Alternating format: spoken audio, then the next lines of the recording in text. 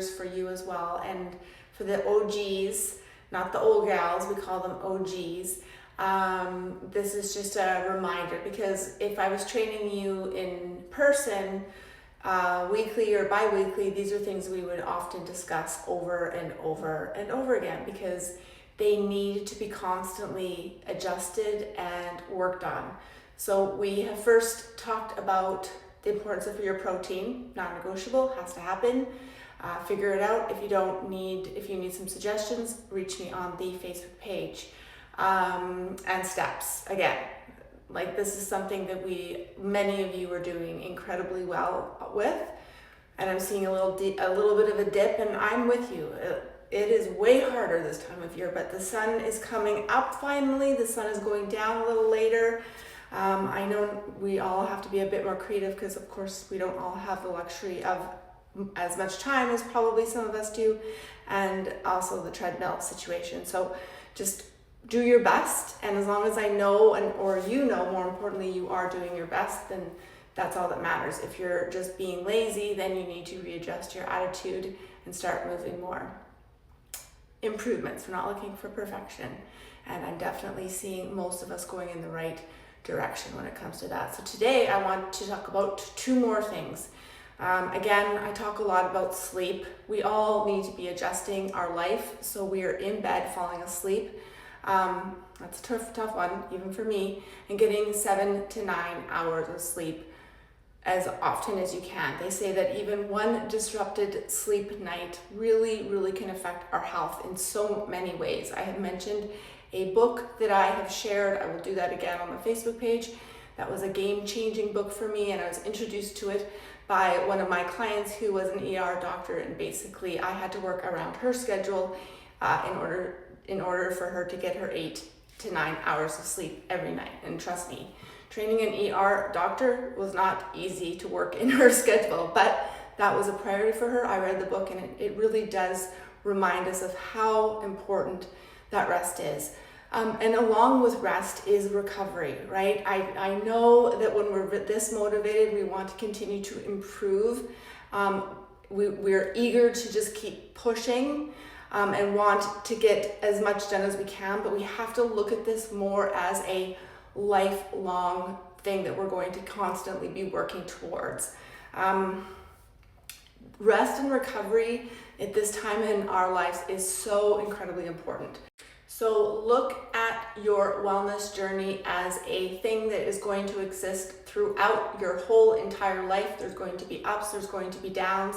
The more you do is not going to give you a quicker outcome, a sustainable outcome. You probably could get results quicker by really watching your calories, not enjoying some of the things that you enjoy, sacrificing some of those things, working out too often, overdoing it, putting unwanted stress on your system that you don't need. You might get immediate, quicker results that way, but I promise you, even if you were 20, you would not be able to sustain that type of energy and effort and discipline.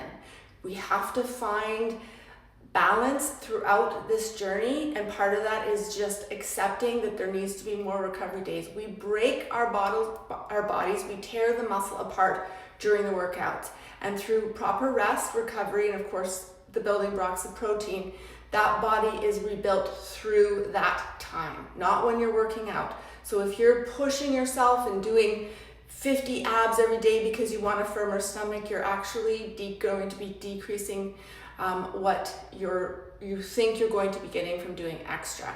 It's just like any other muscle, training it once really hard. In this case, we're splitting it up a little bit more in 3 or 4 workouts, because we are needing to adjust what we're putting on our bodies, or what types of loads we're putting our bodies through, and what types of intensities we're putting our bodies through this stage of our life. You don't have to worry about that. But we also just have to remember that the recovery is almost more important. On those active recovery days where you're doing the 10 to 15 minute sort of stretch, core, HIIT, stability type workouts that I'm programming, those are great. And then maybe you're just making sure you're topping up your steps, and then you're allowing your body to rest, and that through that sleep is when it's going to happen the most. So please do your best meditation, putting your screens down, turning off TVs, reading books an hour before bed, or a couple of great suggestions that the team on our Facebook page has mentioned over and over and over again. So there are tools. I use an app with some background noise, and even my husband Neil loves it when I put it on. So if you're interested in more of that dialogue, we can definitely talk more about that as well on our Facebook page. And the fourth, but second thing I'm going to talk about today is surrounding yourself with people who push you. Now, I really want to make sure that I'm very clear about what I mean by this. These are not people who are excelling at everything in their life, but they have created a perfect mesh of balance, okay? So we need those friends that are going to put pressure on us to do more reading, right? Kelly was a perfect example of that. She texts me this new 600-page book that she's going to dive into, and we're reading the same series together, and she's on book 6 and I'm on book 2. And I've been lazy. I have been doing way too much surfing on the internet. I need people like that to remind me that reading is really important also for improved overall wellness. I'm great in the gym, I'm great in the kitchen, but when it comes to other things, I really do need the kick in the butt. So she's so good at that. She's also very disciplined. Sorry, I don't mean to put you on the spot here, Kelly, but we do talk daily, so I know sort of what you've been up to. And these conversations that I have with her, plus this is why I only have three friends, about things that we all are passionate about, and that is wellness. But the most important side of this is that they all have this awesome side of balance with them as well, right? They understand that it's okay to, and not feel guilty about having a glass of sparkles with a celebratory birthday, or 3 cookies. Like you get what I'm trying to say. There's no judgment. They're not looking at me going, you're not actually going to eating that cookie, right? Like those friends are not good for you either. So I really want to make sure that yes, you are surrounding yourself with people who are going to be pushing you out of some comfort zones, but also make you feel good when you're trying to just be a normal human being, right? We don't need those condescending, judgy friends. We also don't need the ones that are allowing you to continue with some of the bad habits. And I mean allow, that's a tough one, but if you have good friends, you probably understand what I mean. And this, in my opinion, becomes even more important as we get older, because we just have less tolerance to bullshit.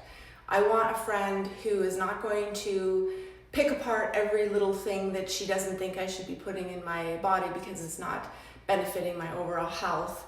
But I also don't want that friend that's like, let's go have a bottle of wine and drown our sorrows in alcohol and chocolate macaroons either. I have thankfully, I have a small network of friends, very small, that have mastered the balance of being healthy, but also being very comfortable, and feel zero guilt about stepping out of that routine to live their life. And that is the type of people, those are the type of people that I think we really need to aspire to work towards finding.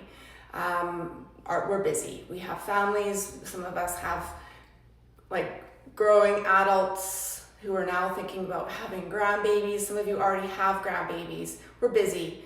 If we're going to spend time with people that are not our family, they better be adding a lot to our lives. So please remind yourself or look at your circle, and are they trying to make you not only better, but balanced? I think that there's a side to this conversation that we tend to miss. But please also don't settle for people who are not pushing you. There is a very fine line there.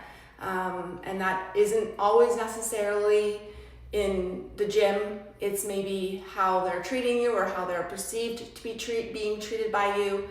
Openness, communication. I feel incredibly blessed, and I hope that you also have a good circle that's going to help support you and be happy for you through all of your journeys.